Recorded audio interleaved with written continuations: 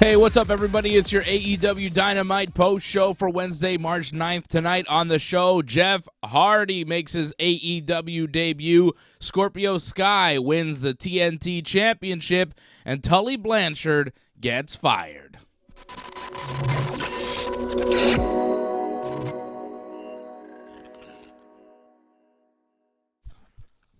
Fired.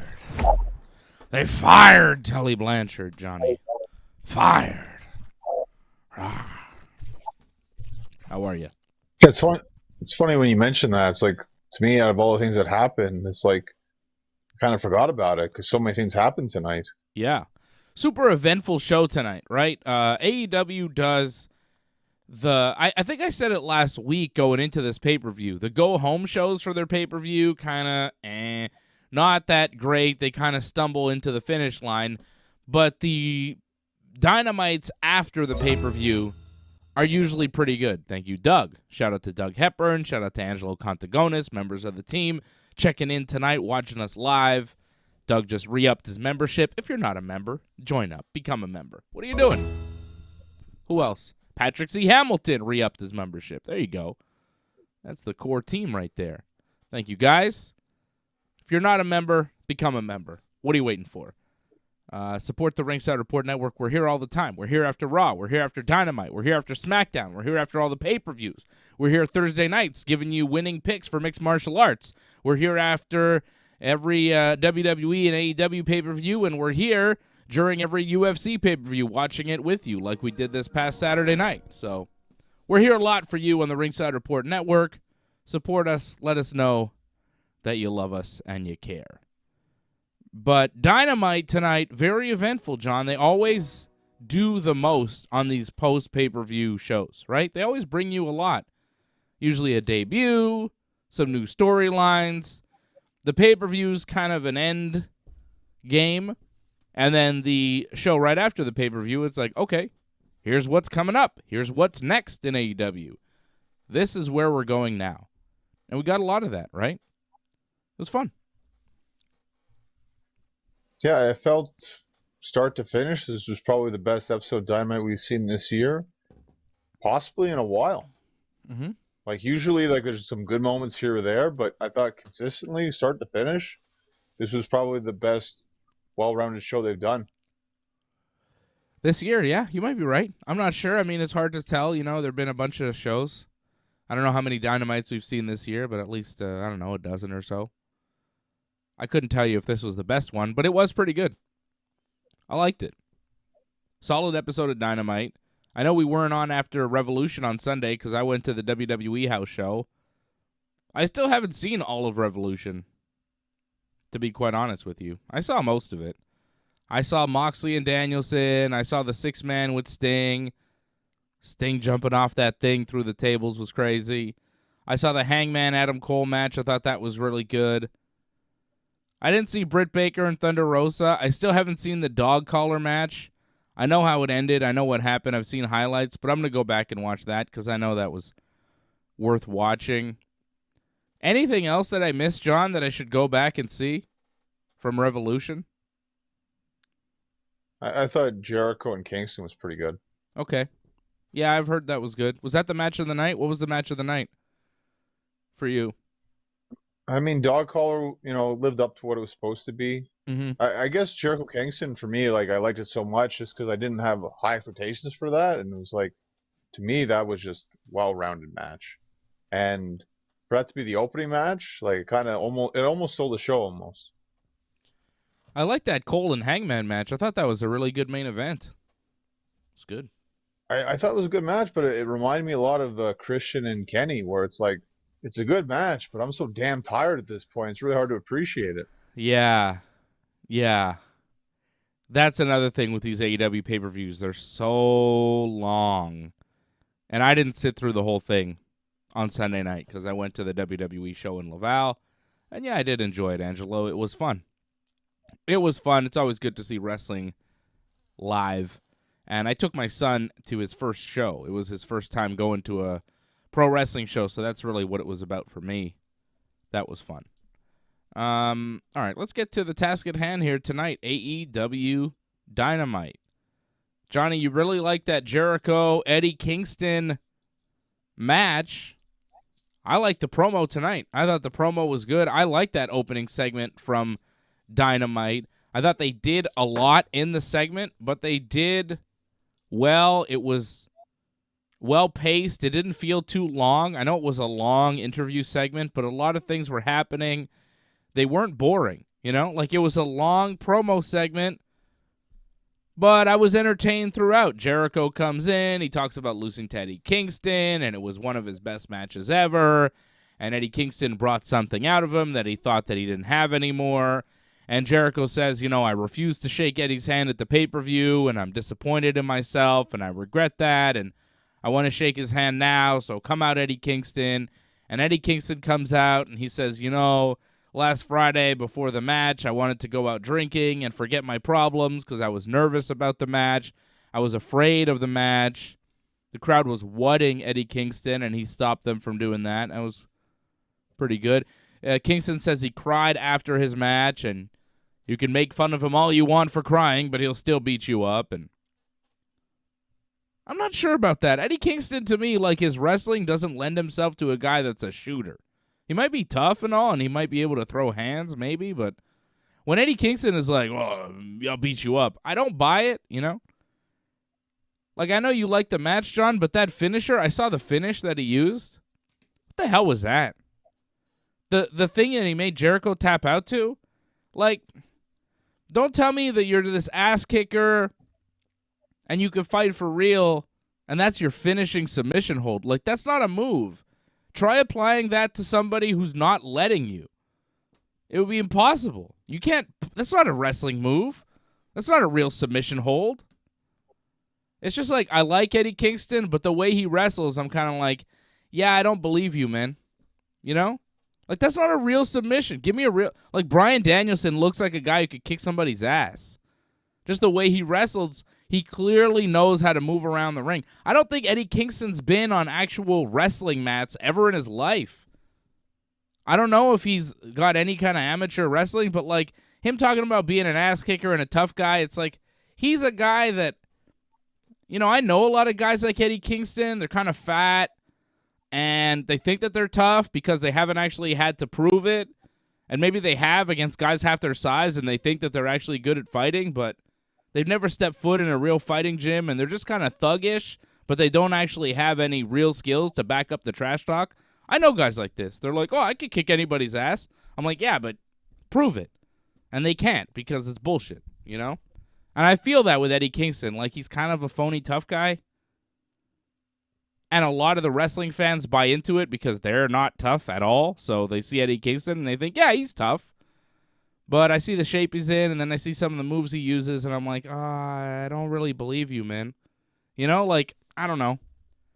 He cuts a good promo, and he's a fun little pro wrestler, but, like, there's just a part of him that I just don't buy. I've seen too many real fighters to kind of buy his act. I don't know. He's not Nick Diaz. You know what I mean? Yeah, I don't really look at him like that, but I've seen what he's done in the ring, and to me, he's proved his toughness. Like, he can take a really good beating, and he can also give one back too. So, like, I just look at it in terms of that, like, not so much a fighter, but a guy who can actually, like, do something in the wrestling ring. Yeah. I think people mistake being good at fighting, because, like, when he says, you can make fun of me or all you want, but I'll still beat you up, I'm like, yeah, but I don't think you would. Because I think I would full mount you and you wouldn't be able to escape and you wouldn't know how to shrimp or anything and you would be stuck and I'd slap your face and you wouldn't be able to move. I sit on your chest and I immobilize you, you know? Like, I don't see him as a legit grappler. Like, just because you're tough, like, all right, you might be able to take a punch or 10 punches, but, like, I don't care how tough you are. If somebody wraps their arm around your neck, you're going to sleep. You know what I'm saying? Like, if you don't know the chess game, if you don't know the entries and exits of fighting, if you don't know the intricacies of the art of fighting and the art of grappling, which he clearly doesn't know, you know, you're not going to win the fight. You're going to go to sleep. You could be as tough as you want, but if you have no skill, you're losing. You're going to sleep. And Eddie Kingston, with that finishing hold that he used on Jericho on the pay-per-view, I was like, come on, man, what the hell is that? Because I'm a submission grappler. I like submission grappling. I study this stuff. This is my whole area. And when I see Eddie Kingston finish a match with that bullshit, phony-ass move, I'm like, come on, man. Give me something I could believe in. Like, I just wish he could give me something I could believe in a little bit more. You know? Anyways. Like, he's supposed to be this believable ass kicker, this tough guy, and I'm like, yeah, but I think Daniel Garcia could actually just turn you into a pretzel pretty easily. Anyways, his promos are good, you know? He's all right. He's emotional. Gets the emotion going. Anyways, Eddie is like, all right, let's shake hands, Jericho. And then 2.0 and Daniel Garcia show up, and I'm like, why? But it would reveal itself in time. Santana and Ortiz come out. So 2.0 and Daniel Garcia, they, like, start beating up Eddie Kingston and a bit on Jericho, but, like, not that much. And I'm like, why are they 3-on-1 on Kingston and just kind of standing near Jericho? Like, what's happening here? Jericho was down selling, and they kind of put their knee on his face, but that was about it. And then Santana and Ortiz come out to make the save. Santana holds Daniel Garcia, and Jericho's got a baseball bat like he's going to hit Garcia, but instead he hits Santana. And then Jericho 2.0 and Daniel Garcia beat down Eddie Kingston, Santana, and Ortiz. Jake Hager shows up and seems mad at first, but Jericho kind of explains it to him in the moment, and Hager's like, okay, I guess I'm with you, Jericho, and joins in and attacks Kingston and the guys there. At one point, Big Magic left the ring, and his partner had to call him back into the ring to be like, hey, no, we have to hold Eddie Kingston so that Jericho could hit him with a bat. And then Big Magic left the ring so they could go set up the table outside. Did you notice that? He left the ring too early? I saw that. I was like, everybody's still in the ring. And then Big Magic from 2.0, he leaves. Matt, I think they call him. Right? He leaves the ring. And I'm like, where's he going? Is he done? I was like, does 2.0, like, maybe they're not in this group? Like, well, why is he leaving? And then his partner's like, no, come back. And he's like holding Eddie Kingston. And he's like, you got to hold the other side. And he's like, oh, okay. I guess there was a lot going on and he got lost. But, like, he had to come in and hold Eddie Kingston. Jericho hit him with the bat. And then 2.0 left the ring to go set up a table outside. And I was like, oh, that's where he was going. You didn't notice that, John? You didn't notice him leaving prematurely? Well, if that happened, he just probably forgot. Yeah. He was like, oh, I got to set up the table. And his partner's like, no, come back. We got to hold Eddie Kingston. He's like, oh, yeah. There's a lot going on, you know? A lot of different spots to hit here. So they hit Eddie Kingston. They set up a table. Jake Hager gets on the apron, tries to pick Eddie Kingston up for a powerbomb. Can't get him up. Jericho and Daniel Garcia have to, like, hold the legs and, like, help him. And then he powerbombs Kingston off the apron through the table and just spiked him on his neck and head. He barely had him, and it was just an awkward way to powerbomb him. He didn't have enough space, and Kingston did not land flat on his back. He landed right on his head and neck. I hope he's okay. It looked brutal. But as Johnny says, he's very tough. It's his toughness that gets him through, so maybe he's fine. And then Jericho says that this is no longer the Inner Circle. The Inner Circle is dead. This is the Jericho Appreciation Society, and that's entertainment. So that's like his new catchphrase. I think he's calling himself a sports entertainer because he knows that gets heat. And they are the Jericho Appreciation Society. So if the Inner Circle wasn't a group enough all about Jericho, this group has Jericho's name in it, and it's the Appreciation Society for Jericho. So it's 2.0, Daniel Garcia, Jake Hager, and Chris Jericho in this new faction. It was fun. Like, it kept moving, you know? That powerbomb was rough, right? Good God. Yeah, it definitely left a statement in a sense where it's like that was pretty dangerous. It looked like Kingston was going to die a bit there. So, but I'm guessing he's okay. We didn't hear anything about it afterwards, but I imagine he's fine. You hope. But yeah, that was kind of rough. But this was a eventful way to start the show without question. This really it kind of changes things quite a bit. We've had Inner Circle since the beginning of AEW, and now no more. This was a major thing. This was just the start of the show. Yeah. This is a long time coming, though. It seemed like this is where we needed to go with it. I like it. But again, I think we just kind of stay in the same place with Jericho continuing this feud with Eddie Kingston, right? Like, it's cool and all, but I don't know if we go very far with it. It just kind of stays in the same realm. He's a heel, yeah, but it's still the same two guys going at it. So, right. He's going to wrestle differently, though. Like, he wrestled that match still as a face. Now, he's going to cheat a lot more. Yeah, okay. What did you think? Hardcore match, too, probably. What did you think about that submission hold he used on Jericho to make him tap out? Where he just kind of held his arm and, like, held his face and was like, yeah, this is a submission move. Like, you're not a jiu-jitsu guy like I am. Like, do you see that and think, phony? Are you cool with it? The fact that Jericho didn't tap right away. Like, if he would have tapped right away, it would have looked really bad. The fact that it took some time, and he kind of looked like he was helping Kingston, like, lock it in better. I don't know if you noticed that. So I think, like, once he felt like there was actually some pressure, then he decided, like, okay, now it's fine to tap. Yeah. I think you could kind of tell Jericho was kind of in control of that almost in a sense, where it's like, I'll tap when I'm okay with this. And I guess he was fine at that point. But you realize how easy it would be to just get out of it. All you got to do is just go, no, just move your arm. Like, anybody could fight out of that. The grip was not there. Like, there was no... Like, if I put that on you, you'd be like, oh, this is nothing.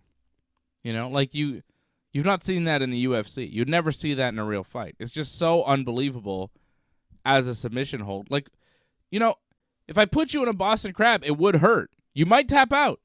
Like, I've seen, believe it or not, MMA fights end in Boston Crabs. You can do it.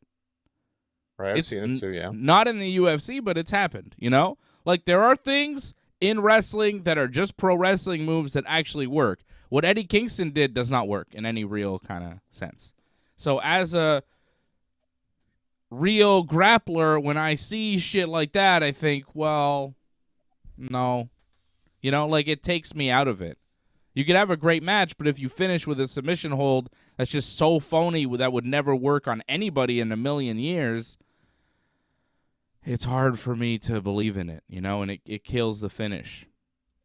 It's just such an easy move to pop out of. It's not a move.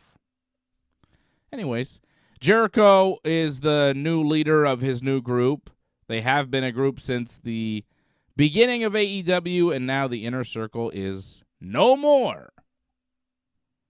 You know what else is no more? Sami Guevara as the AEW TNT champion. Scorpio Sky beat him in the main event. Pretty good match. Might have been the match of the night. Although, I did like seeing Bryan and Moxley team together, but the guys who were wrestling are kind of, I don't know. What was your match of the night, John? We had Hangman Page wrestling Dante Martin, defending the AEW title against Dante Martin, which we'll talk about. I'll tell you why it's ridiculous that this guy had this title match. Bryan Danielson and Jon Moxley with William Regal, or Steven Regal, I'm not sure. They beat the Workhorseman, Anthony Henry, and J.D. Drake. Never seen the Workhorseman before. Pac beat Wheeler Yuta. Jurassic Express beat the Acclaimed. Thunder Rosa over Layla Hirsch, and Scorpio Sky over Sami Guevara. I'd say the main event was the best match I saw tonight. The main event was very good. I enjoyed Hangman's match more, though. I thought that was a really good match. It had no suspense, though. This had some suspense. That had great action, back and forth. Yeah. That had suspense, but I mean, it's different. It's still very good. No question about it. But I just like that action back and forth there. Like Hangman, I've been critical of Hangman in his title defense so far, but that match was very important for him to have. Just to go up there against someone like a new guy like Dante Martin, it's kind of like Bret Hart 1, 2, 3 Kid in a sense. He needs that match, Hangman. The guy's a total jabroni, though. He doesn't need to wrestle a jabroni. Dante Martin is nobody. He's a nobody. The fact that this guy has been 7-1 in his past 8 matches and is the number 2 ranked singles competitor and was actually deserving of a title shot in AEW shows you how ridiculous AEW is.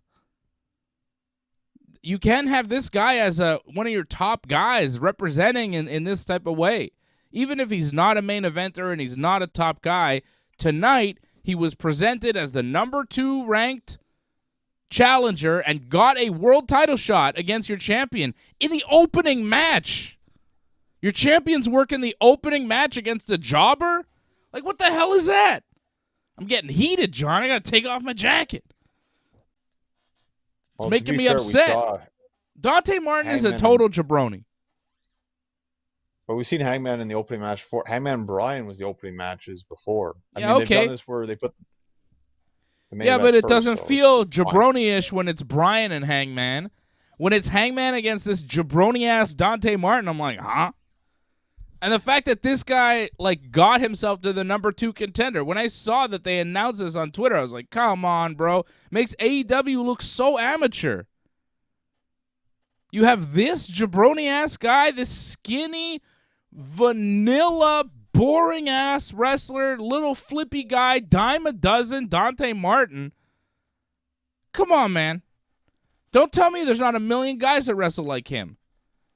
Don't tell me he's special. He's okay. He's got some flips and flops. He's got the same facial expression every time he goes out. He looks surprised every time he does anything. Whether he's happy, mad, whatever, he's surprised. Huh? Guy couldn't sell shit. The Leo Rush storyline, he was supposed to be a heel, supposed to be a babyface switch. His expression never changed. He's got 0 charisma. And yeah, it wasn't a bad match. But who gives a shit if it's Hangman could go and have a good match with pretty much anybody on the roster. Him wrestling Dante Martin is kind of this is what your champion's doing? Some champion. It makes Hangman look like a jabroni. It makes AEW look like a jabroni organization. When you have this guy who is a nobody in the wrestling business getting a world title shot, makes your champion look like a total jobber. Just like a loser champion. A B-level champion. Imagine, if you will, Roman Reigns defending the Universal Championship on a random SmackDown against, name a jobber. You know what I'm saying? Rick Boogs. It's Roman Reigns versus Rick Boogs on SmackDown for the title. Rick Boogs has won 8 matches in a row, and he's getting a title shot against Roman Reigns. Imagine that. It would make you look second rate. And you know what? If they did do that match, it would be a squash. Roman would squash him. But, Dante Martin actually did okay against Hangman. Got some offense in. Hangman is supposed to be, at a higher level than this. To be wrestling this jabroni guy, Dante Martin. He's a tag team guy. He's a young guy. I'm not saying he doesn't have potential. He's not talented. But right now, he's nothing. Right now, he's a nobody. He's not a guy that should get a world title shot. I'm not wrong about this, John. I don't care what you say about how you like the match. It was fine. It was fine. But I was like, yeah, well, can't make this guy world champion, obviously. And, can we get this over with? Didn't last too long, but it was a little longer than it needed to be. Dante Martin. I'm not sure he ever turns into anything. Maybe as a tag team guy, maybe, but like a single star? Like, AEW's been trying real hard to make this guy somebody you care about, and I just don't care. I don't care. Well, it was nice to see them try something different. And like they said in the promo, like he's more likely going on to the tag team division, but it's more like, this is how well you did in a singles run. Maybe one day you can do it again, kind of thing. I think that's the way they looked at it. He's 22. There's a lot in his career he's still probably going to do, so yeah. I think that's the way they looked at it. Sure, he's got potential, but to put him up against Hangman now, it's like, well, you're not there. Like, he's not there. So for a viewer, I'm like, well, this is just pointless. And it makes Hangman look less of a champion by doing matches like this. By associating with this type of, what did Britt Baker call them? Carny riffraff? That's what this is. Carny riffraff. Thank you, Britt Baker. The DMD bringing out another beautiful phrase. A good promo by Britt tonight. Carny riffraff. Riffraff. Didn't I say riffraff? Wasn't I saying riffraff about AEW? Is Britt stealing my shit? Or am I stealing it from Britt? I can't tell anymore. I don't believe you said carny. No, but I said riffraff. I was like, oh, it's too much riffraff in AEW. Riffraff this. This guy, riffraff. This guy, riffraff. Remember I had a whole riffraff rant a few weeks ago? And now Britt's saying riffraff? Shout out DMD. I'm glad you're watching, Britt. Carney riffraff. Dante Martin. Riffraff! I've been saying this guy's riffraff forever. For some reason, I still have to watch him. Him and Daniel Garcia, two most over-pushed guys in AEW. It's like, why do we have to keep seeing these guys? God damn it. Goddamn riffraff. Hangman beat him with the buckshot lariat to retain the AEW title. Hangman looked like he had trouble feeling his fingers after the match. You see him kind of wiggling his fingers like he had neck issues? Problems with the extremities, Hangman? I hope he's okay. That's him again. Like, he's just coming off a match on Sunday. That's why I don't really mind that he gave Dante some offense, because, I mean, he just had a hell of a match on Sunday.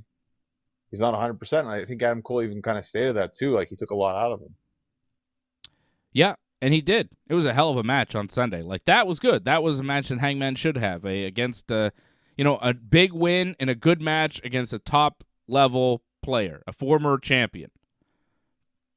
Adam Cole is the type of guy that Hangman can wrestle and have that type of match with.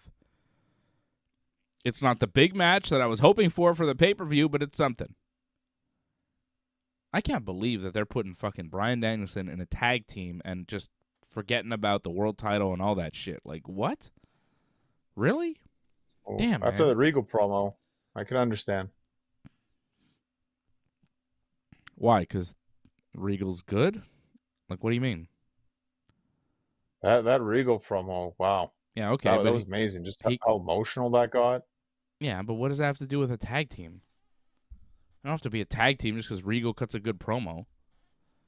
Doesn't mean just because Regal cuts a good promo is no reason for Bryan Danielson not to become AEW World Champion. I don't know about that. I don't get that logic. Nope, John. No. Nope. Not giving it to you. Daniel was sucked into it, man. You could tell. He loves promo? Regal, and yeah. Well, whatever. They'll have a little tag team run and do their thing, but eventually Bryan Danielson better be AEW World Champion. Double or nothing in September. If they don't have Punk Bryan for the world title, I think they fucked up. But hey, that's just the names me. Wrong, but huh? Double or nothing's the next pay-per-view. All out then. All out. Okay, John. Okay. Sorry, John. The September fucking AEW pay-per-view. Fucking stickler Johnny North messing with me again. Angelo's giving us a call. You can call up if you're a member. Join.ringsidereport.net. Members only can call us up, be part of the show. I think Angelo's there. What's up? Angelo, you there? Yes, I'm here. Yeah, what's up, buddy? What's going on? We're doing the show. We're talking about AEW. What'd you think about Dynamite tonight? It was good. I enjoyed it. Good, very much. What's your match I of the do night? have one. I gotta say the last match. Yeah, last match. I agree. I thought the TNT title was the best match of the night. You have a I question? have a question though. Yeah. When somebody's ribs are taped, are the ribs really hurt, or are they just selling it to make it look like they're hurt? It depends. Sometimes they are hurt. Sometimes they're selling. Did somebody have taped ribs tonight? I didn't notice. Sami. Guevara. Oh, probably selling Sami, I'm guessing. Right? John, what do you think? Yeah, I think it's selling. I mean, DDP for like a whole year had taped ribs, so like guys usually sell unless like there's something that happened, like a horrific kind of like table accident where it kind of got stuck into him kind of thing. Then that's the reason for taped ribs, so it doesn't bleed. But usually it's just to sell. I love that you said DDP because when I think of taped ribs, I also think of that like WCW Always. DDP, right? The jeans and the It was a taped year. ribs. Yeah. Self high five. Tremendous. Yeah, so it depends, but I think Sami's just selling, Angelo. Okay. Another question. Why do you think 2.0 aligned themselves with Jericho? I mean, it gives them something to do, right? They've been kind of kicking around with Daniel Garcia attacking random people for no particular reason. They've had no real direction. I think this gives them something. It gives them a place in AEW. He's just, they're just Jericho's goons, but at least they're Jericho's goons and not just goons for themselves. Because when they're goons for themselves, they kind of, lose all the time and don't really have a purpose. Like, who's the leader of that 2.0 Daniel Garcia thing? I guess 2.0, but now they have a stronger leader. So they've associated themselves with a much bigger player in AEW, and I think that's good for them. I think it's going to lead to higher profile stuff for 2.0 because really, like I said, they had no direction. They were just kind of kicking around doing this or that, but now they have a clear group and they have a clear, set of opponents, and they're bad guys, and they're with Jericho. I think it gives them purpose. John, what did you think about 2.0 getting up with Jericho tonight? I think it's great for them. And as Canadian guys about our age, I think they got to be over the moon to be in a group with Chris Jericho, to get to wrestle with that guy and to get to be, a teammate with him and do promos and stuff with Jericho. I mean, they must be thrilled. Two local Montreal guys to grow up and work with Chris Jericho. I mean, that's a dream come true. Oh, I imagine for them for sure. But the way I'm looking at this, it's more, I think Jericho's just see it where his guys, Ortiz, Santana, and even Sami to an extent, they've kind of been elevated and they're stars on their own in a sense. They don't really need to be associated in the group. And now it's to get other guys to help elevate them and make them into stars. Yeah. Help 2.0, help Daniel Garcia. And Hager's just, still there. But I like it. Right. I think it's pretty good. Angelo, anything else on your mind tonight, man? No, man. That's pretty much it. Cool. Those are my two main concerns, Yeah. to be honest. Happy to see Jeff Hardy show up. Oh, I love that. Yeah, right? And I loved how they were able to let him keep his entrance theme. Yeah. I thought that was great, the Jeff Hardy song, because it's a public domain. Like, that's not a WWE-owned song. It's just a song. I've heard it in commercials and stuff, so anybody can use it. And, AEW... Just like CM Punk. Was no, CM that's... Punk fall into that same category, no? No, that's different, because the Jeff Hardy song, as far as I know, public domain means you don't have to pay for it. It's, like, free. Anybody can use it. It's just like a generic song that has no owner. There are a lot of public domain songs that you could just use. But the CM Punk stuff, like, no, they have to pay the license fees to the bands, like Living Color for his song there, his normal song, the Look in My Eyes, that one. They got to pay for that. And the one, I know Punk came out to his Ring of Honor song, which I think is also a commercial song. So they got to pay for the commercial license to use those songs. But the Jeff Hardy song is a public domain song, which means anybody can play it. I think, I think it works for YouTube too, right? Like if we played CM Punk's theme song, we'd get a copyright strike on this video, and it might get removed from YouTube, or at least the part where we played Punk's song, because we don't own that copyright. But if we played Jeff Hardy's song, I think we'd be all right, because nobody owns it, type of thing. Well, I didn't know that. There you go.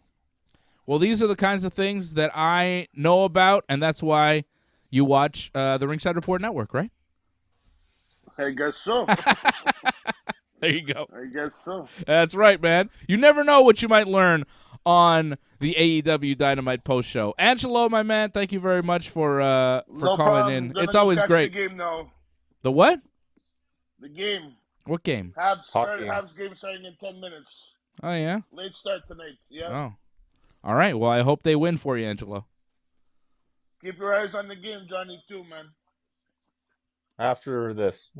All right. There you go. Right. Angelo giving us a call. Thank you, Angelo. Always great to hear from Angelo on a Wednesday night. Kind of the regular Angelo check-in on a Wednesday. Always good. And if you want to give us a call, you got to be a member. Join.ringsidereport.net.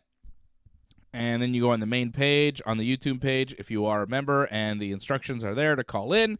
Very easy, and you could give us a call and talk to us, be part of the show, just like Angelo just did. Great to hear from Angelo. Okay. What else happened on this show tonight? We had Hangman. We had Bryan Danielson and Jon Moxley with William Regal in their corner beat the workhorseman Anthony Henry and JD Drake. Bryan applying the label lock submission for the win. Moxley did a dive at one point that completely missed. Do you notice that? The dive on the outside? Totally missed him. I think his foot may have caught the guy. Barely. His foot may have grazed JD Drake, but that was about it. But, whatever. Tony Schiavone, the match was cool. It was cool to see them in a team. It was a fine match, but they wrestled two AEW Dark jobbers. I mean, JD Drake wrestles on AEW Dark and loses there. So imagine on Dynamite, right? AEW Dark is where, like, the kind of mid-level wrestlers beat the low-level wrestlers, and JD Drake is a low-level wrestler. And Anthony Henry I've never even seen before. Have you seen this guy before? The workhorseman? This was his debut. Like he's in AEW? Been in AEW before. Oh, okay. But him and JD have teamed up on the indie scene though. Okay. JD still in that group with Peter Avalon and Ryan Nemeth? The Wingman, yeah. I gotta watch Ryan's brother. I haven't seen that match from last night. I have it recorded on a PVR. Fucking, they gave Dolph the NXT title? It took it off Braun Breaker? I hope Braun didn't take the fall. Did Ciampa take the fall? Do you know? I don't know, but didn't Braun like show up on Raw? Yeah, he worked a tag match against Dolph and Rude with the Ciampa. He's all right. Well, they're probably moving him up. I don't think they're moving him up. This early? I think it's too early. I don't think he's ready. I think they're desperate. And if they move him up, what's the point of watching NXT? Like, he's the only guy worth watching on NXT. I don't know. I was really surprised they took the title off Braun Breaker and put it on Dolph Ziggler. Why is Dolph Ziggler the NXT champion now? That's weird. Anyways, back to the AEW. Regal was interviewed after the match, and this is where it was really important, the promo from William Regal. Is it William Regal or is it Lord Steven? What are they calling him? William, right?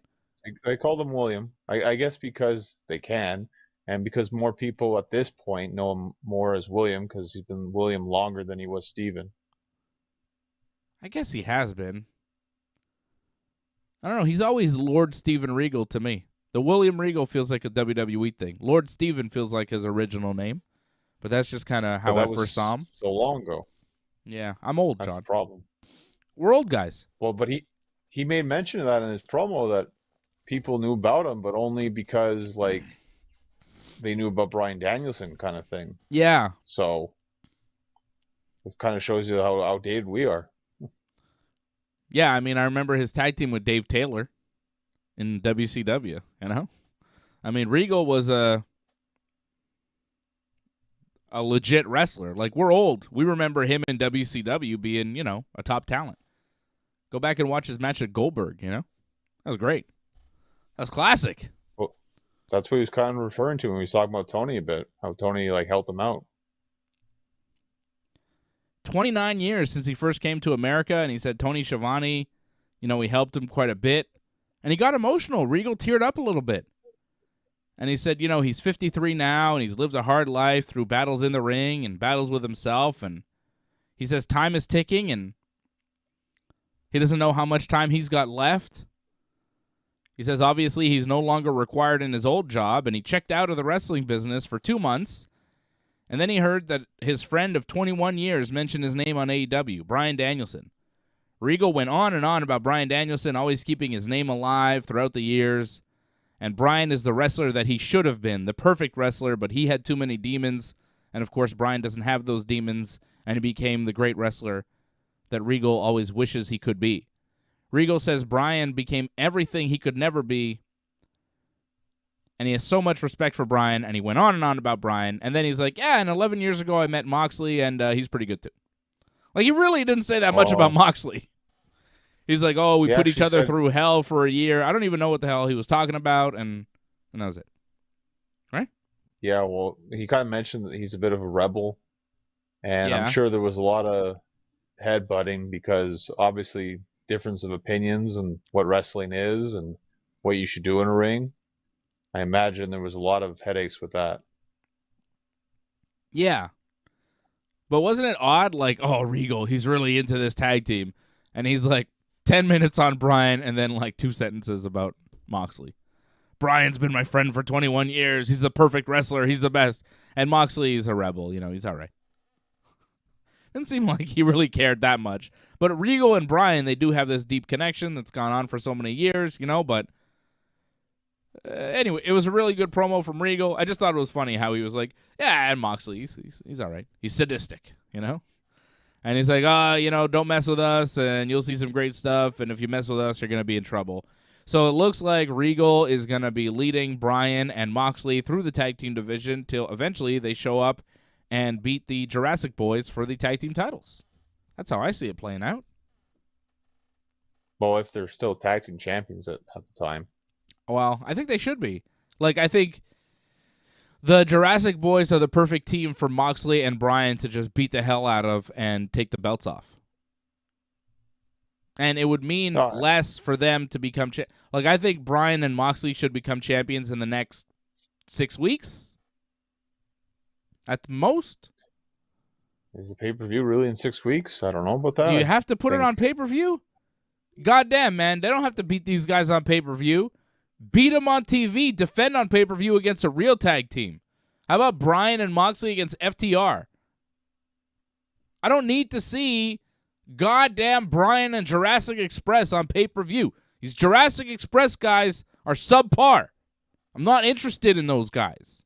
Give me real tag teams. Enough of this bullshit. Enough of this carny riffraff. Fuck out of here with Jurassic Express.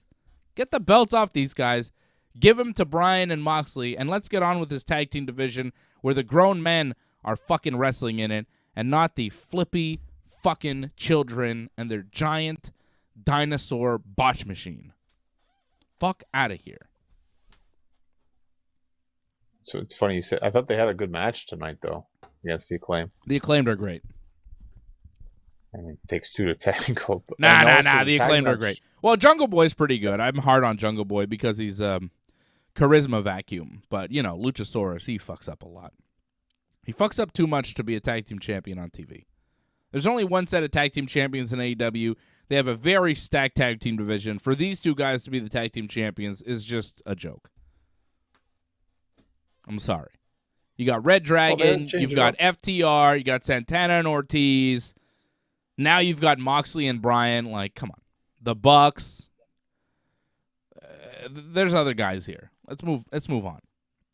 They've had their little run. They've been elevated. Okay, let's go. I agree with you, but I think what makes them a great team is that they're not that strong, and it feels like they could lose at any moment. Like tonight, it felt like they could have lost to the Acclaim because, you don't think they're that strong of a team. I didn't think they were going to lose to the Acclaimed. This felt like another win. Honestly, I feel like they're headed towards the match with Bryan and Moxley. It won't take that long. They'll lose, and we can move on to some real shit. Well, again, we'll wait and see what happens. I mean, FTR is doing something. I don't know what FTR is doing, but... They're turning babyface. What do you mean? The Pinnacle is done, pretty much. They fired Tully. They're turning babyface. That's what they're doing. Well, we didn't see MJF tonight, so we didn't see what he's going to say. No. But I think, firing Tully was a sign. And I think that, they're going to go on and have a little run. FTR is a legit tag team. We got to get these guys moving in the right direction again. But Bryan and Moxley, they can't be a tag team and not be champions. It's ridiculous. Honestly, I'd have Bryan and Moxley as the tag team champions, and they would take the belts off the Jurassic Boys, and they would defend the belts against Sting and Darby at the pay-per-view. That's a big match. Either Sting and Darby or one of the other tag teams I mentioned, like the Red Dragon or the FTR or the Young Bucks or something like that. Give me some real shit. Stop fucking around. Honestly, if you're going to get Moxley and Bryan as a goddamn tag team, don't have them wrestle JD Drake and the Workhorse Man every week.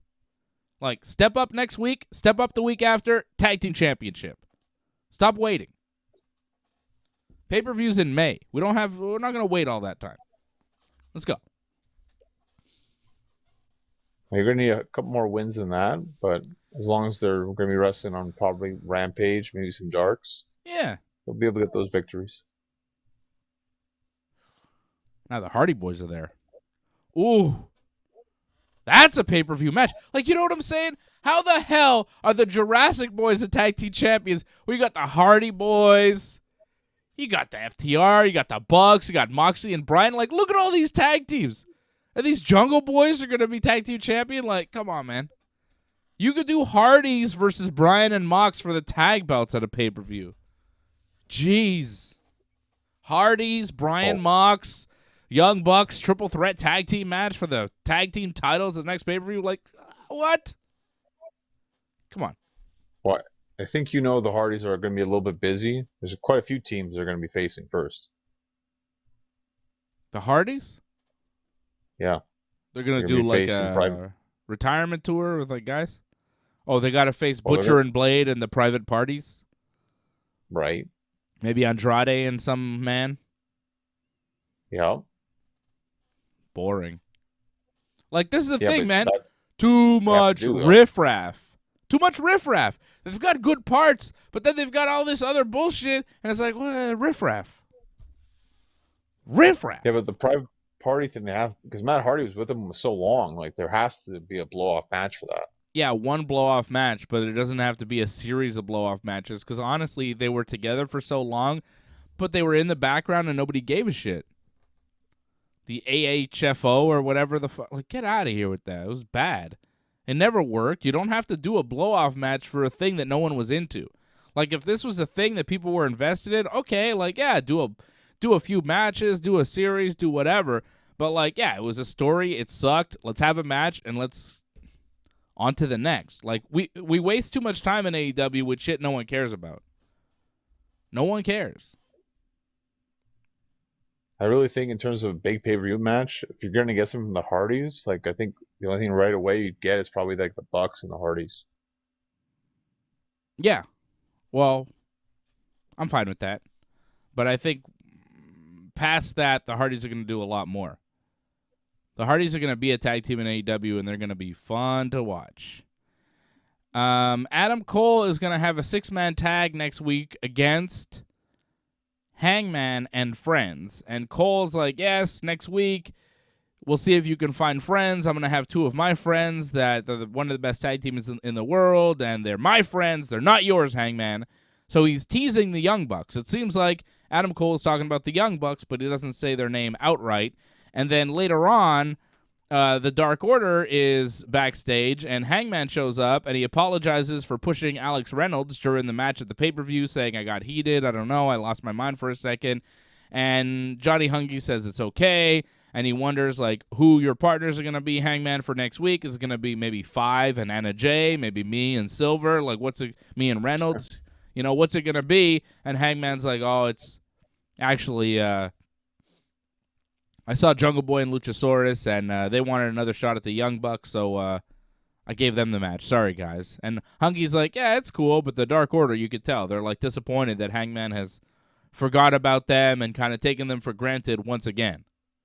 So Hangman is going to team up with the Jungle Boys to take on who we thought was Adam Cole and the Young Bucks, but instead it's going to be Adam Cole and Red Dragon. Adam Cole, Red Dragon, and the Bucks are backstage being filmed by Brandon Cutler again, and they're arguing, and Cole's like, stop arguing, guys. We're all friends, which they're obviously not.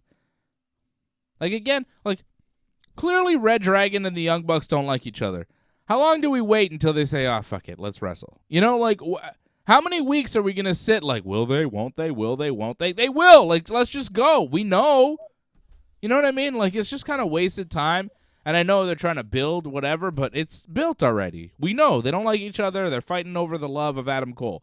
Have him wrestle. Adam Cole on a pole match. Well, I think they're waiting for Kenny to come back, so that way they can have that 6-man, probably. Okay. I guess. Delaying a story. Just kind of, but you know what I mean? Like, while they extend this, every time the Bucks and Red Dragon argue, I'm like, all right, dude. You know what I mean? Like, I'm kind of over it at this point, aren't you? Right. Well, you know, I think Kenny's coming back soon. Don Callis came back, so Yeah. I think that's just a sign that we'll see Kenny soon. That AEW video game better be ready. I thought Kenny was Why? just gone to make that video game perfect. I hope it's great.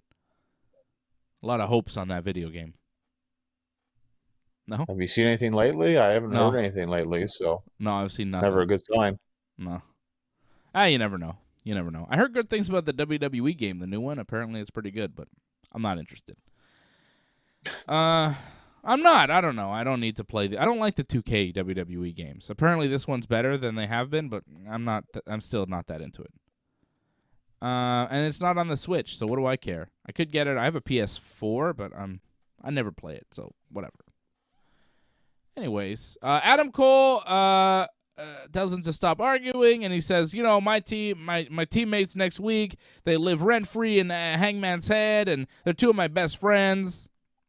And the Bucks are like, look, we told you, Adam Cole, we don't want to be in this match because we don't want to have anything to do if anything with Hangman is involved, right? Like the Bucks, they're not friends with Hangman, but they also don't want to go up against Hangman because they have feelings for Hangman. They still like Hangman, right? They helped Hangman beat Kenny, right? Like, they kind of endorsed him beating Kenny for the belt, and they're not together, but they're not, you know, hating Hangman. They like Hangman. And Cole says, oh, Bucks, I'm not talking about you. I'm picking Red Dragon as my teammates.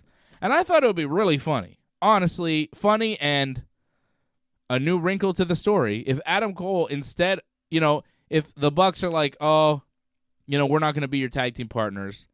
And then Red Dragon is like, yeah, we're his tag team partners, obviously. And then Cole's like, no. Actually, these guys that are my best friends that live in Hangman's Head, it's not you guys either. And you're like, huh? And it's Johnny Hungy and Alex Reynolds because they're Hangman's friends. They're also Adam Cole's friends. If you've been following BTE, Cole at first hated them. They did the whole budge thing. You know, it's all about the boobs, all that stuff. They did a lot of segments with Adam Cole. They've continued their story with Adam Cole. And I think Cole has gone from hating them to turning and now liking them, and kind of, and the story on BTE is Cole likes Silver and Reynolds, but when Red Dragon are around, he acts like he doesn't like them to be cool. But when he's alone with Silver and Reynolds, he does actually like those guys. So I think it would have been great, especially after Hangman rejects the Dark Order, if Cole says, these guys are mine now, and then the Dark Order is against Hangman. Maybe a little too early. Maybe a story that hasn't been fleshed out on TV enough. But if you follow BTE, like I do and a lot of people do, I think some of us were expecting Cole to be like Johnny Hungy and Alex Reynolds, those guys. But it's Red Dragon instead. John, I know you don't know what I'm talking about, but I'm telling you, Adam Cole and Johnny Hungy and Reynolds, like, they've got something going on. And it would have worked, maybe not for you, but for a lot of people, if he said, no, it's going to be Hungy and Reynolds. Like, imagine if Hangman kind of rejects them, takes them for granted, and then all of a sudden he has to stand, you know, against his former friends who are now with Adam Cole, his arch nemesis. It's a good story. Yeah, a Dark Order heel turn, sure. That could work. They need something. I just feel like Dark Order, like, because then what? Adam Cole's going to lead the Dark Order? I don't know about that, though. That's the thing. He doesn't have to lead them. He's just friends with them. Like, Hangman was never the leader, but he was friends with them, and he associated with them. He was never in the Dark Order, but he was kind of like an associate, you know? They're a big enough group. They don't need a leader. They're just kind of a group of goons. Yeah, but no one's, like, strong in that group. That's the problem. That's why I feel like they need someone strong, like a leader, who's, like, decent. You know, like, when they had Brody Lee, it's like you had someone who was kind of fearsome. Someone who could challenge some of the top guys in AEW. They don't have that now. I know how much you like John Silver, but you can have good matches, but I don't believe he's ever going to beat any top guy in AEW. Yeah, I don't know why. I mean, you don't believe it because he's not been booked that way, right? But he could be booked in a better way, and they could do more with him. Like, he can talk, he can wrestle. I don't know why they don't push him more. He's one of those guys in AEW where I'm like, why not him? Why not? Like, I get he's short and all, but he's got so much charisma. He's so fun to watch, you know? He's not a flippy guy. That's the only thing that I can think of. Like, to me, Johnny Hungy has 10 times the potential that Dante Martin does, but I mean, I guess he's a little older than him, but, you know, he's way more fun to watch. I don't get it. Well, I think just being saddled with the Dark Order, it actually drags him down, I think. Needs to get away from 5 and 10, you know? 5 and 10 are dragging down the whole Dark Order. Because if it was just Uno and Grayson and Colt Cabana and Johnny Hungy and Reynolds, I think it'd be all right. Honestly, I hate to say it, but Reynolds might be the guy slowing him down. Because, like, Hungy by himself, he's kind of a star, but Reynolds, he's just kind of there. Like, I like Reynolds. I think he's got something, but, like, I don't know if he's got enough. And Hungy's association with him, like, Hungy's obviously, like, a star, and he's got something. And Reynolds is, like, pretty good, but he's not at the level of a Johnny Hungy, you know? And AEW just kind of keeps sticking them together. And they're friends and all, but I don't know. I don't know if he goes to the next level with Reynolds as his tag team partner, unfortunately. I hate saying it, but sometimes I got to say the things that are true. But I really think you just add, like, a strong main eventer in the group, someone who could be the leader, and I think the perception of Dark Order changes drastically. Man, what I would not give to see CM Punk as the new leader of the Dark Order and him teaming up with his old buddy Colt Cabana again. That would be real nice to see. I think it would be... It won't happen. I know it won't happen. I wonder what it's like between those two backstage. Like, do they see each other? Do they say hi? Do they say hi at all? Do they avoid each other? How does Colt feel about it all? Like, that's interesting to me. As an AEW fan, as a longtime wrestling fan, I'm interested in CM Punk and Colt Cabana on television. However way you want to put that story out there, I'm interested. And I don't give a shit if it makes the guys uncomfortable. Put that discomfort on TV. They were friends. They've worked together. Do business. Like, you want to do compelling television, or do you want everybody to be happy? Like, I get it. It might not be fun for them. They might not want to do it, but fuck. I think a lot of fans would be interested in that story playing out. And it might bring them back together, which I think would be nice. I think it sucks that the WWE and everything and the podcast tore those guys apart. Tore their friendship apart. I wonder what it's like between Colt and Punk for real backstage. Like, I hope they're all right. I hope it's not too awkward for Colt Cabana. Like, it's got to suck for Colt Cabana. Here he is. He's in AEW. Everything's cool. And then here comes Punk as, like, this big star that everybody's really excited about. But Colt's got to stay away because Punk hates him. You know what I mean? Like, it's got to be uncomfortable in a way, I would think, but I really don't know. I don't know how they are. But I've always said it. Punk and Cabana, either as a team or against each other, is money for AEW. A lot of story to tell there, right? Like, there's a lot of story. Punk doesn't have history with a bunch of people in AEW, but he's got a rich history with Colt Cabana. He said, "Hi, Colt Cabana," in the pipe bomb promo that made him famous. He name-dropped Colt Cabana. And now AEW won't mention Colt Cabana and CM Punk in the same sentence. Right? They've kept them as far away from each other as possible. They haven't mentioned anything about Colt and Punk. Nothing. And that's clearly by design. But to me, that's a compelling story. It's interesting. I want to know. I want to see it play out on TV. There's a rich history there. It makes sense. Yeah, I agree with you, but I think right now they got other plans for Punk. It feels like, to me, there's so much they could do with CM Punk right now. Yeah. That's something that maybe they'll touch, but right now, like, Punk's kind of getting involved in more serious issues right now. It feels like if he's not going for the world title, it's going to be very soon. You're a wrestler. You've been wrestling for a long time. There's certain people you like. There's certain people you don't like. Has there ever been a guy that you don't like so much, or that you just don't know, or whatever, that you've been like, I would not be comfortable wrestling them in a match? Has that ever happened to you? I mean, you're pretty tough. You're pretty fearless, I can't imagine you as a professional wrestler saying, oh, well, this guy, I just won't work with him because I don't like him or whatever. I don't see why CM Punk can't put his personal feelings aside and do business. Right? Is there anybody you would refuse to wrestle? Well, I'm just trying to think of if you don't have to say their someone name. who just wasn't in the right frame of mind. That's what I'm thinking. Oh, right. If they're like drunk or something, maybe you don't want to wrestle them because it's dangerous for you. I get that. I'm trying to remember if a situation like that happened. Maybe that happened, but I can't remember. The old Sting Jeff Hardy. Well, that's a big, and that was kind of a huge thing when we saw it tonight. When I saw Sting look at Jeff Hardy, and it's like, yeah, well, the last time these guys saw each other. Yeah, right.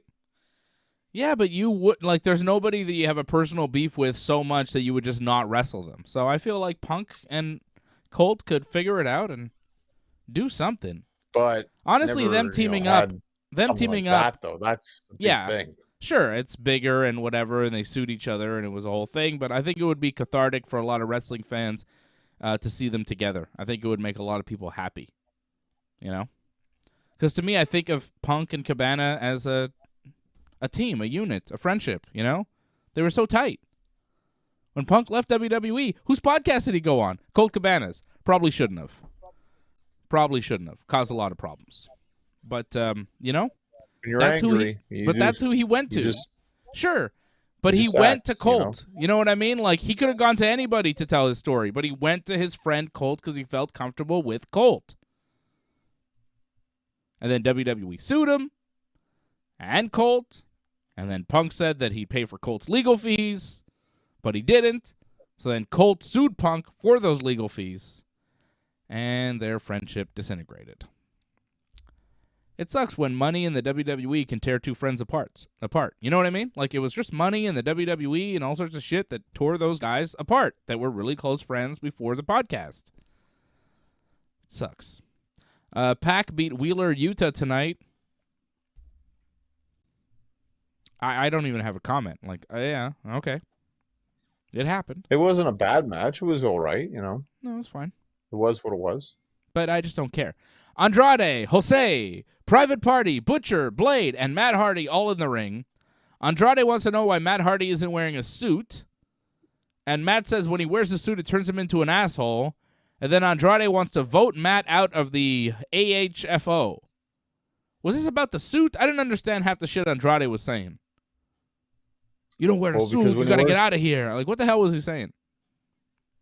Because when he wears the suit, he's like Money Mark Matt Hardy, like he's always trying to scam people out of money. So he feels like the suit makes him into a bad person. Right. And Andrade takes offense to this because he loves suits.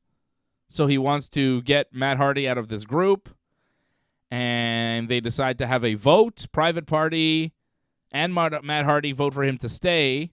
Andrade and Jose vote for him to leave. Butcher and Blade don't get a vote? How come they didn't vote? I guess it wasn't needed. I guess. I don't know. But it was needed. Like, Matt and his friends were like, thumbs up, Matt stays, right? And then Jose... So they turned on him. Yeah, they did at the end, but not right away. And then Jose and Andrade are like, thumbs down, Matt leaves.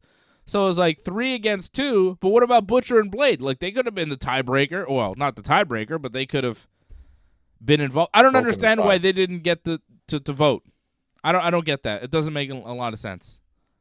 Anyways, they didn't vote, and then Private Party went thumbs down. They turned their back on Matt Hardy. And then they all attack Matt Hardy. Darby Allin and Sting come out to make the save, but they're outnumbered by the group. Is there a reason why Darby Allin and Sting came out to help Matt Hardy there? They're the defenders of justice. What do you mean? Have they been called that, or is this just something you're calling? What? Defenders of justice? That's Sting, is it not? It's been his whole gimmick.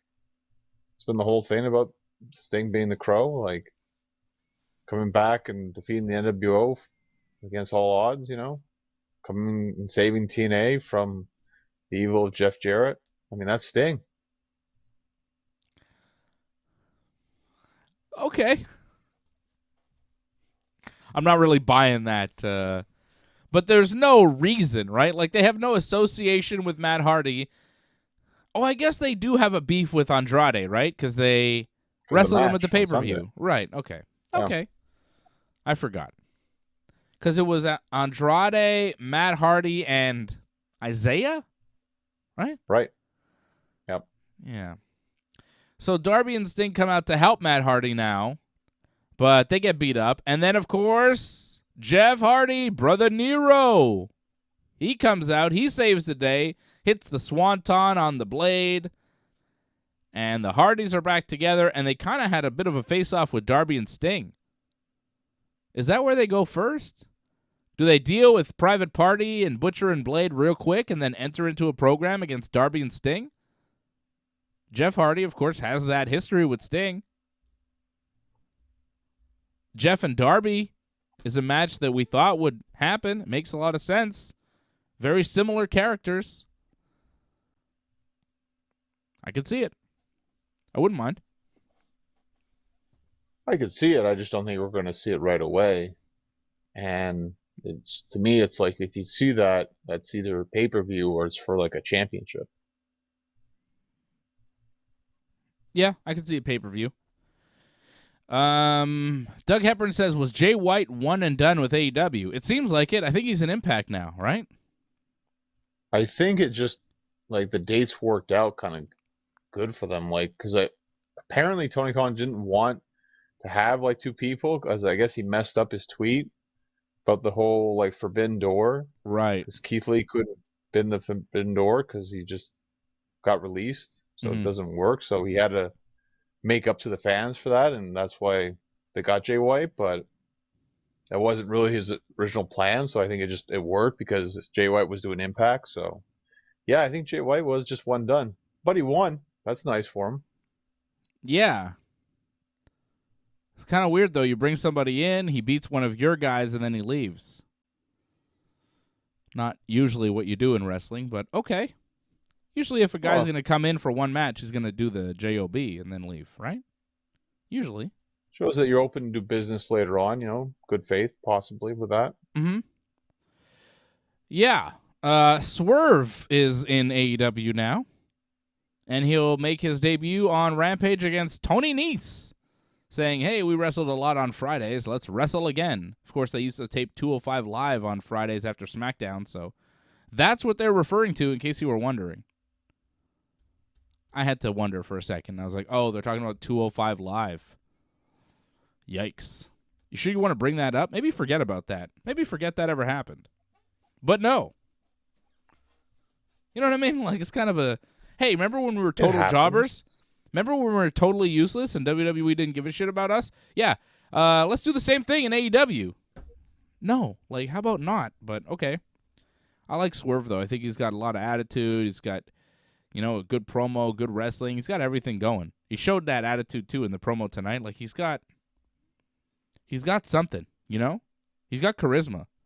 There's something to this guy. I've always liked him. And I think in AEW he's going to shine. I really do. I think he's going to be one of those guys that's like, yeah, he was kind of whatever in WWE, but in AEW he's a real star. What do you think about Swerve? Well, I think he's off to a great start if he's wrestling Tony Nese. That's a great match for him right off the bat. Like, more than likely, they're going to steal the show on Rampage. Mm-hmm. So, just match alone-wise, he'll have no problem. They just got to keep him consistent in the storylines. That's the only thing I worry about, is that, again, the roster is so vast right now. Mm-hmm. You got to make sure you keep them on television consistently. Yeah, which is tough to do, right? I mean, Tony Nese was on TV tonight, and I was like, oh, yeah, they have him. I forgot about that guy. There's a lot of guys like that. Jay Lethal, right? Where's he? He's on Dark consistently. Where was Aleister Black tonight? Well, they won, so they didn't have to show up. Maybe there's a lot of guys tonight. No Punk. They won when? On a pre-show? On Revolution? Yep. Yeah, come on. Yep. And Eric Rowan was just there for that, or is he there full time? Yeah, I think he was just there to lose. Really? Just for the last week and then the pay-per-view pre-show, and that's it? He's not in AEW? Like, he took the fall, so I think he's done. Wow. I'm surprised they didn't want to keep him. Like, is that weird to you? Like, why not keep him around? I think it's just they had a spot. Phoenix isn't healthy yet, so he just filled the spot. Okay. Punk was on the show. He just wasn't in the ring and didn't wrestle a match, right? He did like a backstage. Well, it was a promo that was recorded after the dog collar match at Revolution that they aired tonight. A little promo. Right. Not much Punk, but it was just, a brief. Which I think is good that you don't have too much Punk or MJF. Like, they got to sell that they were in a war, See them next week. I think that's fine. Wardlow, who helped Punk win that match, cut an in-ring promo with Tony Schiavone. Talked about winning the TNT title shot ladder match, but still being under contract to MJF. And he's tired of helping other people achieve their dreams. It's time to achieve his own dreams and help his sisters and mother get a better life and all that. Wardlow says MJF slapped him last week and sealed his fate. And he's still under contract with MJF, but he doesn't give a damn anymore. And he's not in the Pinnacle, and he's a free man, and he wants to win the TNT title and get a new AEW contract away from MJF. And he says he won't stop at the TNT title, and AEW is now Wardlow's world. Not quite the Regal promo, but it was okay. Not great, but not terrible either. Little longer than it needed to be. I got kind of bored in the middle. Wardlow now going up against Scorpio Sky next week on Dynamite for the TNT title. Scorpio winning tonight. Is it one and done? Does he drop it to Wardlow next week? He might. Yeah, he very well could be. I mean, if it was Sami, it would feel like it's an odd match to do face for face, so it makes a lot more sense to have Scorpio Sky win the title, but yeah, he could easily lose it. However, I could see MJF possibly interfering in this match as well. Yeah, and then we go off and running with MJF versus Wardlow, which makes sense. Jurassic Express beat the Acclaim to retain the AEW Tag Team titles. Did you say that was your match of the night? No, I didn't say that. I said Hangman was. But I said this was a good match. I mean, I had no problem with this match. I thought this was solid. Yeah, it was fine. Hangman was good, but I think the main event was my match of the night. Jade Cargill did a backstage promo. She's about to be 30-0. She wants to know who's next, who's going to get the kiss of death. I don't think it matters. They're going to lose, right? Well, they're going to hype it as something. It's nice that they bring in some guest spot or something for her to beat. I don't really know who they could possibly bring in, but it's nice to dream. Medusa. Yeah, I don't think so. They would do something like that. I'd be surprised. Gail Kim. Mickie James. It's a little bit too high, I think, Mickie James, because I don't know if she's still Impact champion, but she's still a top tier wrestler somewhere else. I don't think she's going to come in to lose to Jade. Okay, well, I'm just throwing names out there, John. You don't have to knock all of the names. You give me a name. Trying to give you names, you're like, nope, that one's bad. Nope, that one's bad. You don't have any alternate suggestions, Johnny. Huh? Well, I'd love it. I'd love it if Brian's wife would like to come and wrestle here. That'd be great. Ooh, Bree mode. But Bree can't just come in to do a JOB for one night to... Why not? To Jade. She's too big of a star. You think Mickie James is too big of a star? We're talking about Brie Bella. She's way bigger than Mickie James. Way Doesn't really bigger. wrestle at all. Huh? It's like a one done thing. That's all you gotta do. Nah, Brie's too big of a star. She was in the Royal Rumble. I mean, so was Nikki. So was Mickie, but Mickie was like nothing in the Rumble. Brie was like at the end. Brie's still top draw. Her and Nikki they almost won. They didn't almost win. They were pretty close. Weren't they like Final Four? Maybe Final 5 or something. Because Nikki was. Like Brie. Nikki was there at the end. Brie and Nikki were there at the end of the Women's Rumble this year. I think that was a past Rumble. They were in the final 2 or something. If I'm not mistaken. No. This year they made it late because they came in late. They were like, players in the Royal Rumble. They're still players in the WWE. Mickie James is not. I mean, no disrespect. It's just the way it is. Thunder Rosa is a player in the division. She beat Layla Hirsch tonight. Red Velvet was there, stopping Layla from using a foreign object. And next week, it'll be Thunder Rosa in her hometown of San Antonio, Texas, versus Britt Baker for the AEW Women's Championship inside a steel cage, which should be the main event. And, okay. Britt cuts a promo backstage, says she beat Thunder at Revolution and doesn't understand why she's getting another title shot here. Britt says she's not scared of Thunder. She's scared of what will happen to AEW if Carney Riffraff like her gets the AEW Championship. Carney Riffraff. I like Thunder Rosa, though. I don't think she's Carney Riffraff. I think she's one of the true talents on this show. I thought her match with Layla Hirsch tonight was pretty bad, though. Not good. A lot of shit that was like, ugh, that didn't land. A lot of shit didn't land. Awkward. Well, if you would have saw the match with her and Britt, it's probably the most disappointing match I saw in the pay-per-view last Sunday. Not good. Disappointing. I'm kind of glad they didn't switch the title on that because I don't think that was the time to do it. But next week makes a lot of sense. Yeah. I think we're going to see it happen. In Thunder's hometown, it'll be the main event, steel cage match. They're good when they have like a hardcore match. That lights out match is the best one that they've had. I think it's Thunder Rosa and Britt Baker's best match in AEW, that lights out match, which was a year ago. Have Britt and Thunder have better matches? Like, was that not their best match in AEW? Both of them. Yeah, I think without question. I mean, I think Thunder's had some good matches too in the past, but that was not as good as that. Yeah. And sometimes it's tough too, because when you reach a certain level, you get a great match. Sometimes you try to outdo it, and you just can't sometimes.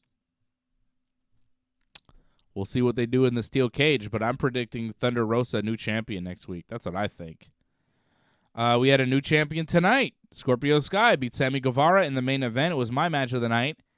Scorpio beat Sami Guevara after a TKO and a distraction from Paige Van Zandt and Ty Conti outside the ring. So Dan Lambert and Ethan Page were ringside for Scorpio. Paige Van Zandt and her husband Austin Vanderford, who just got his ass kicked by Gegard Mousasi last week.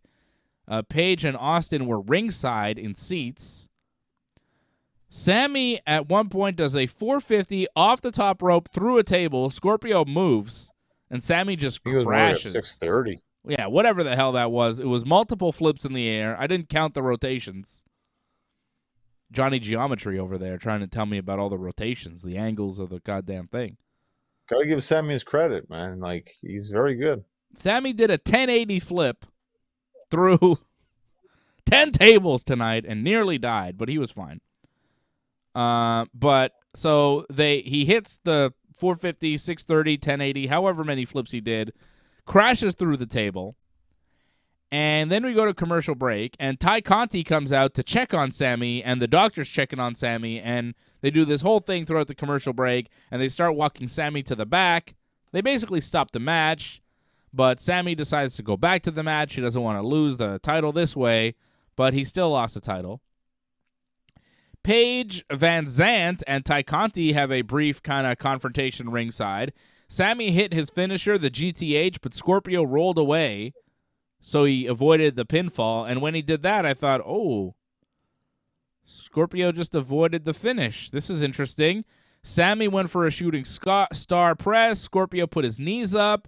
Dan Lambert jumps on the apron. Ethan Page goes to the other side of the ring. He jumps on the apron. Lambert distracts the ref.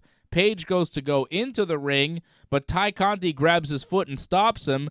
Paige Van Zandt then grabs Ty Conti from behind, tosses her into the ring steps. Sammy Guevara sees his girlfriend, Ty Conti, getting beat up outside. He looks. He turns around. Scorpio Sky hits a TKO, 1, 2, 3, and new TNT champion, Scorpion Sky. Scorpio hit Sami with the belt after the match to lay him out, and then Paige Van Zandt tossed Ty into the ring and hit her with a solid kick with some big platform shoes she was wearing. I don't know if you noticed those shoes she was wearing, but looked like she kicked her right with those heavy shoes right in the head.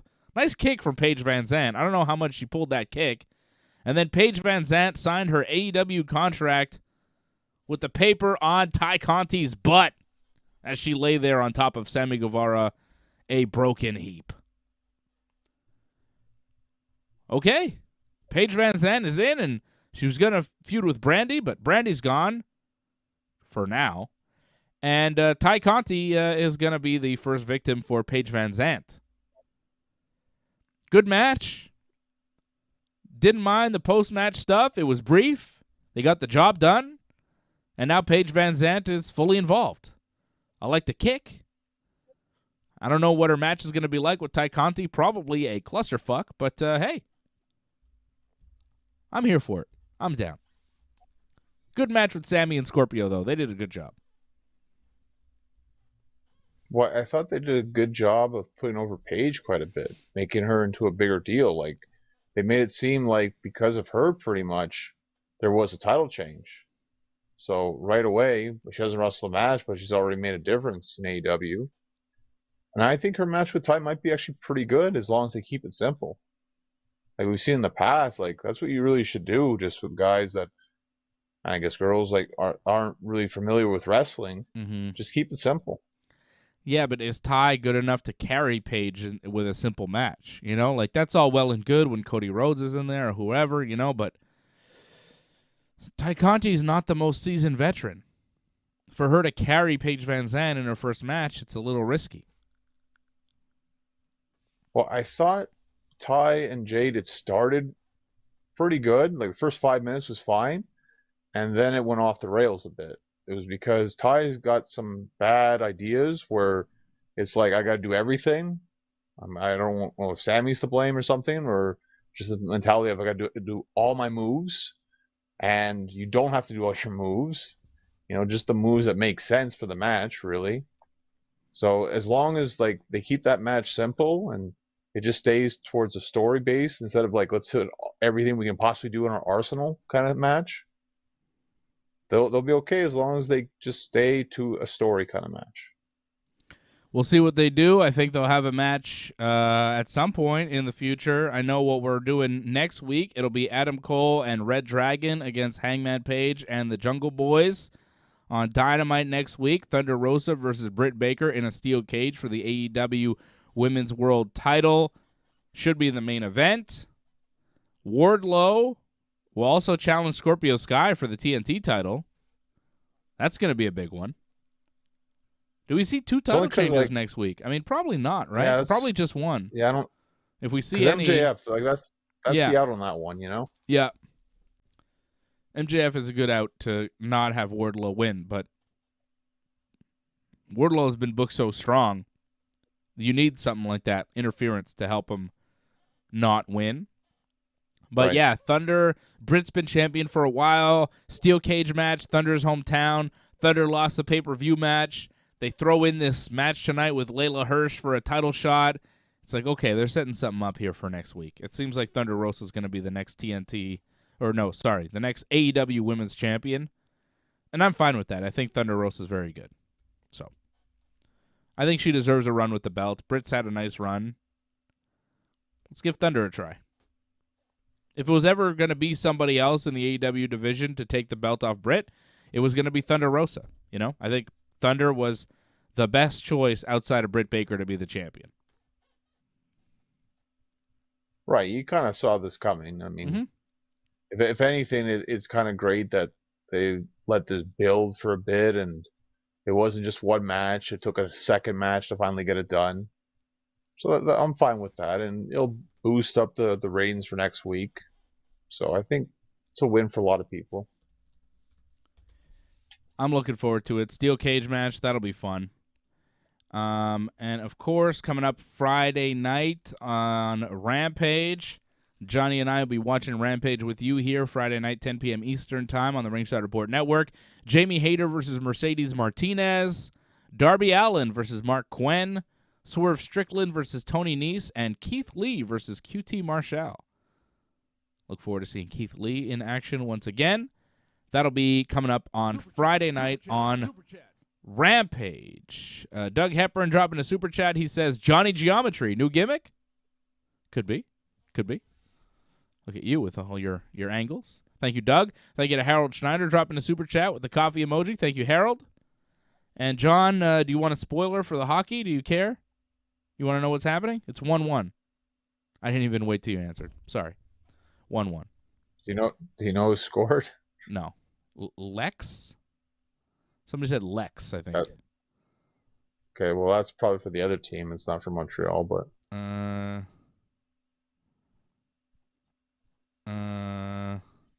Somebody said it. Some guy called Lex. 1-0, Johnny. Lehks. Lex. Who's that?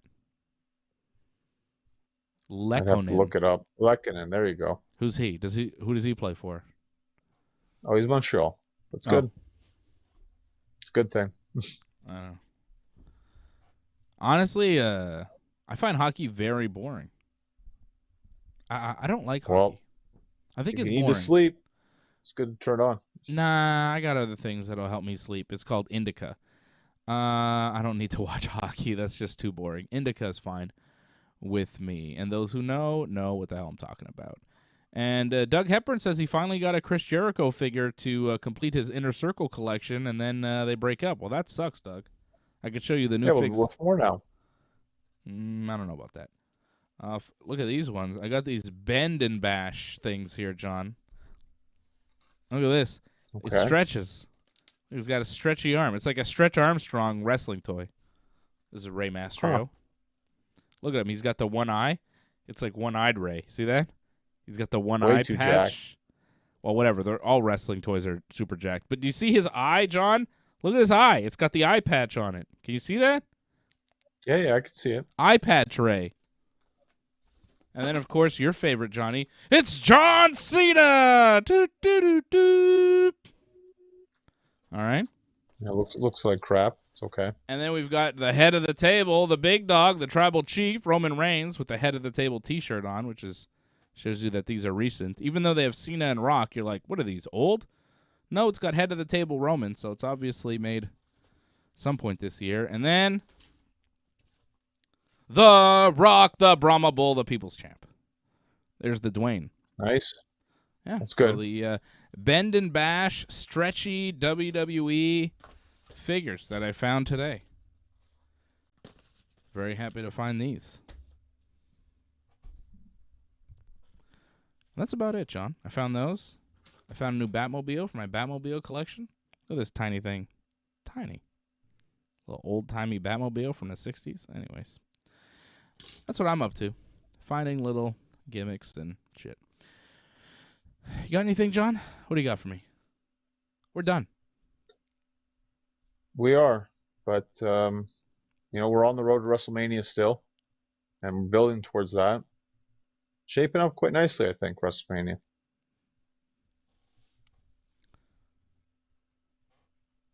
Okay.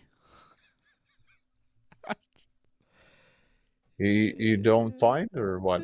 No, I'm not really excited about anything on that card. Edge and AJ Styles will be fun, but like, you're really hyped about WrestleMania this year, John? You really excited? I don't know. There's like nothing on that card. Stone Cold's going to come back. Stone Cold's going to come back in an interview segment. It's not a match.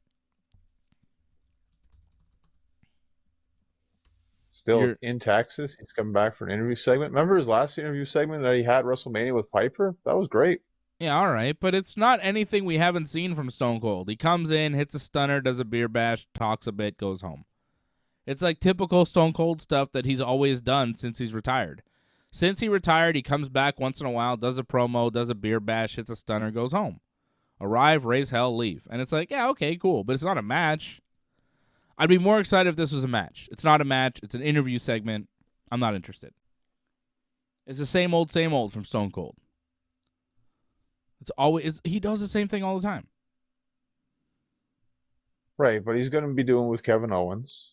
I think there's a lot of potential for this to be something special. Really hyped for Johnny Knoxville versus Sami Zayn? Pat McAfee versus Austin Theory? I mean, come on. The celebrity matches are just, side attractions to Drew get other people to McIntyre and watch. Happy Corbin? I mean, what exactly on this show are you excited about? Ray and Dominic versus Miz and Logan Paul? You know what I mean? Like, most of the matches they've announced here, I don't really see you being hyped about. I'm not really sure what you want to see. Okay, Stone Cold, I get it. Stone Cold's cool. We all like Stone Cold. Brock and Roman, I know you're interested in, even though you saw it in October and you've seen it several times before, but you want to see it again for some reason. I'm not that into it. I don't know. To me, Edge and AJ Styles, Charlotte Flair, Ronda Rousey, and then there's everything else. Well, it's going to be interesting to see if Becky is actually going to be at WrestleMania now. Now there's concerns that she's injured or something. Yeah, apparently in a match, she got her vocal box damaged somehow. Something in her throat.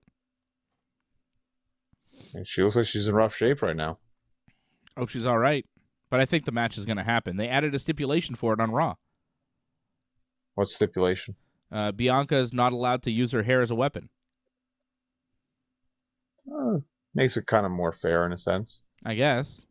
But, I mean, did you see the way Becky got cut up on her stomach from those whips a couple weeks ago?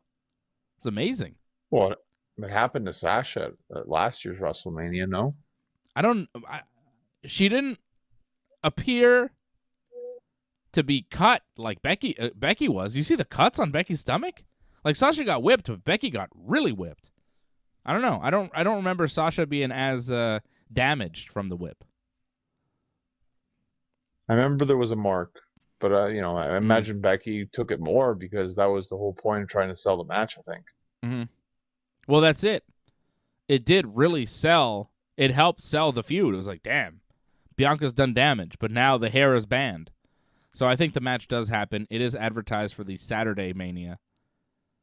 I know, John, you're very excited about Queen Zelina and Carmella versus Sasha Banks and Naomi and Rhea Ripley and Liv Morgan in a triple threat match for the women's tag team titles.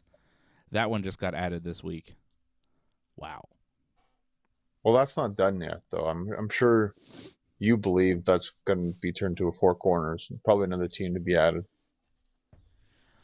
I'm not sure. Because I could see it being like, okay, well, Zelina and Carmella are the tag team champions, and you have one team from SmackDown, Naomi and Sasha, and one team from Raw, Rhea and Liv, and just have it like that. I'm not sure. I think you might have a four corners match for the Raw tag titles, so I don't know if you do a four corners for the women's tag titles. Might just be triple threat, you know? You can't have four corners for multiple tag team title matches, I don't think. So I think you probably do triple threat there and four corners for the Raw tag belts. With Alpha Academy, RK Bro, the new champion, Street Profits, and another team. Really? Because I thought you had RK Bro just straight up against Kevin and Seth. Well, not anymore. Now they're just not going to... Just because the interview segment? Like, oh, Kevin can't wrestle now? No, Like, Kevin and Seth are not wrestling together anymore. I think Seth might be not at WrestleMania, and that might be his new gimmick. Kevin and Seth broke up on Raw. Like, they didn't officially, but they're done. It's over. Kevin's on his thing with Stone Cold. Kevin is only going to do the thing with Stone Cold. Only. Wow. That's disappointing. I don't know what you expected. And Seth, I don't know what Seth is going to do. The fact that they don't have anything for Seth Rollins for WrestleMania, I think is a real mistake from the WWE. He's one of your top guys, and it's just they got nothing for him. They have nothing for this guy, who should be the second biggest star next to Roman. Huh? He shed no tears for the guy. Like, he's had big-time moments already. It's fine that he doesn't have another one. I don't give a fuck about Kobe Lopez. What I'm telling you is the WWE's invested a lot in this guy, and for him to be one of their top stars with no direction for WrestleMania is a failure on their creative process. Is he not one of the top guys in the company? You know? I don't understand. It's the WWE's fail. I don't give a shit if Seth is doing whatever. I don't care about him. But it's like, okay, well, WWE's trying to get something across here. They're trying to make this guy into a star. Maybe have an idea for him for WrestleMania. They seem to always have something for Randy for Mania. They don't have anything for Seth. I'm surprised. I thought he was the second biggest star in the company next to Roman. I guess not. Well, again, we're still a couple weeks away from Mania. I'm sure they'll have it figured out. I'm sure they have an idea of what they're going to do. Have some faith. Oh, yeah, you have so much faith in WWE's creative process. Oh, they know what they're doing. They have a plan. Do you watch this stuff, or are you just, like, new to the... I don't understand, John. Like, you've been around, right? You've seen this... It'll all be figured out. Don't worry. Oh, yeah, it'll all be figured out. John's got a lot of faith in the WWE creative team for some reason. Doug Hepburn saying, Ringside Report is great. Excellent content. Thanks. Thank you, Doug. You are a big supporter of the Ringside Report Network. We appreciate you. You're the Super Chat leader of the night. Once again, thank you to Doug Hepburn. Thank you to Harold Schneider. We appreciate you guys. Thank you to Angelo Contagonis as well for calling in and being a member and being a supporter. Doug is the Super Chat leader of the night. Thank you, Harold. Thank you, Doug, for hitting us up on Super Chat tonight, supporting the network. And I'll be back here tomorrow night for Ringside Report MMA. My main man, Magomed Ankalaev, is fighting Thiago Santos on Saturday night. Oh, what are the betting odds for this one? How much money can I make on Magomed? Please make Thiago Santos a slight underdog. I don't want him to be a heavy underdog. I want even Magomed to be the underdog going into this one so I could really make some money. What do we have here? I'm going to give you the Bet99 odds for the fight on Saturday. Ah, shit. Magomed Ankalaev, minus 600 the favorite. Thiago Santos, plus 400 the dog. I thought the odds would be a little closer. I didn't know everybody. I didn't realize the secret was out on Magomed Ankalaev. I thought he was my secret. I was trying to keep him to myself. Well, not really. I've been telling you about him. But I've been telling you about him for a few years now as a future world champion at 205 pounds. I think Magomed Ankalaev and Yuri Prochazka are on a collision course to battle for the belt at some point in 2022 or perhaps early 2023. I think Magomed is a lock on Saturday night, but at minus 600, you're not going to make a ton of money betting on him, unfortunately. Damn. I thought I could sneak by with a Magomed Ankalaev. I thought maybe minus 200 type of thing. I didn't think he'd be such a heavy favorite. Oh, well, more money to save on Juliana Pena when I bet on her, and she makes me more money when she beats Amanda Nunes again, which will happen. And I'll tell you who to bet on tomorrow night, 8 p.m. Eastern Time, Ringside Report MMA with my guys Freddie and AJ. Every Thursday night, 8 p.m. Eastern Time, we talk about everything in the UFC and beyond in the world of combat sports. And Johnny and I will be back Friday night, 10 p.m. Eastern Time, right after Smackdown. And we'll watch AEW Rampage with you. And then I'm off this weekend. There's nothing going on this weekend, so we get a little break ski. And then, of course, back on Monday. So there you go. It's the Ringside Report Network. Thank you, everybody. We'll talk to you again tomorrow night, 8 p.m. Eastern for Ringside Report MMA.